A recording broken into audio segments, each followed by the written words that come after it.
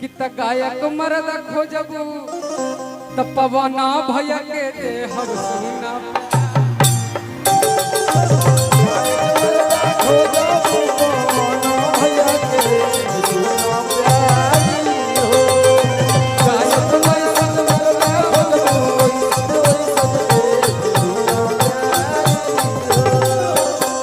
विधायक मरद खोजबू तो सरदार भैया के दे अरे कि मुखिया मरद खोजबू तो अंजनी दादा के दे अरे कितना गायक मरद खोजबू हम जानतनी मंच पे जितना कलाकार बनी कोई बुरा ना माने हमहू कलाकार बनी मंच पर कितना गायक मरद खोजबू त पवना भैया के दे हम सुना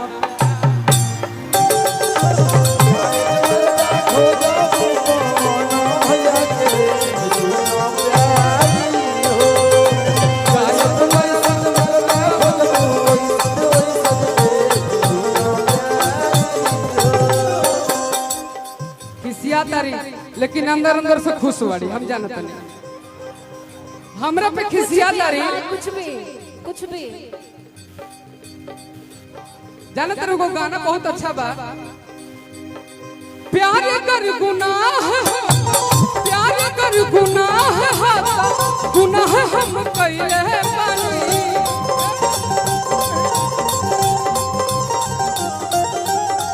प्यार कर गुनाह तू तक कैले अरे किया जले उनका फोटो अरे करे जब में धैले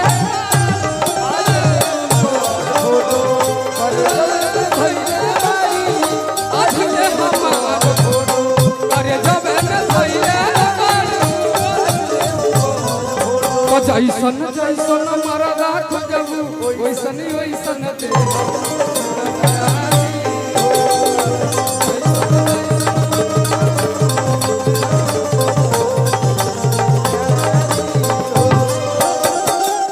अरे कि लंबा मरदा खोजबू अरे कि हीरो मरदा खोजबू कि बनारस के विधायक के खोजबू तरी देश भैया के दे और नवादा का अगर हो तो नवादा का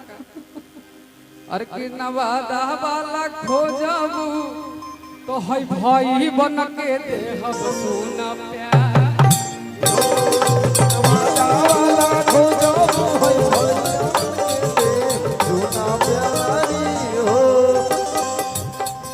अगर गायक खोजिएगा एक मिलेगा सरदार भैया बजाने वाला आपको कौन पसंद है गवैया कि बजवैया गावे वाला बजवैया अच्छा बजावे ला जानू का ढोलक तबला अच्छा बजवैया खोजबू कि ऐसा श्रोता खोजबू कलाकार वो तो मेरे हैं ही सब आप लोग का भरोसा नहीं कभी इस डाल पे कभी इस डाल पे फंस गइलू ना जाल में फंस गइलू ना जाल में कभी एक डाल पे रहिए आप लोग कभी उस ऐसे अरे हमने बानर हैं डाल डाल फानत चलीला तो क्या एक दिन टूट जाएगा एक दिन कहते हैं ना वो लटक जाएगा टूट के गिर जाएंगे नीचे आप लोग टूटब तो सामने कोनो साथे रही तो दोनों न गिरब नीचे लेकिन आप जो बात कहे ना कि ऐसे लोग ऐसा श्रोता चाहिए गवैया खोज तू कितना एगो बिक्कू न तो रितेश भैया न तो रोशन भैया न तो विजय भैया हाँ बजवैया खोजबू 6 गो न तो 7 गो लेकिन अगर जैसी श्रोता खोज दिलू तू कहलू है तो श्रोता ही जितना बड़े एक को दिन रहबू घर तो भैया 300 साल लगी का तो जैसन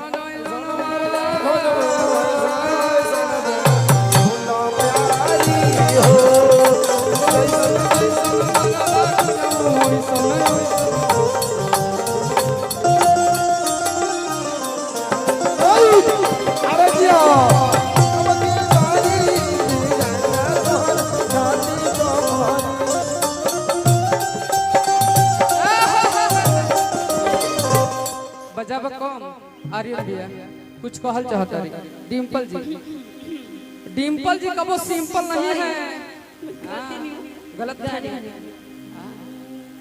अरे बाप रे बाप, हमरा बुखार लगल के और हथवा फ्रिज में से निकल के आइल। छुई तो एक बार, एक बार और छुई। अरे यार एक बार सुनिए, इधर आइए। वहाँ देखिए तो कुछ लिखा है क्या वहाँ पे? हाँ, वहाँ पे लिखा है कि डिम्पल जी आई लव यू।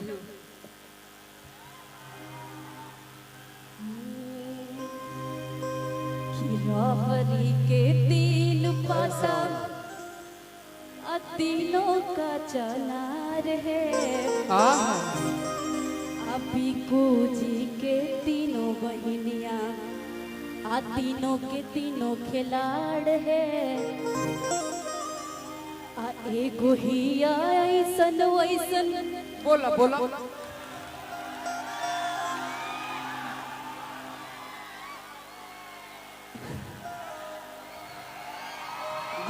खोखे खोखे कुछ खोखे मतलब आप लोग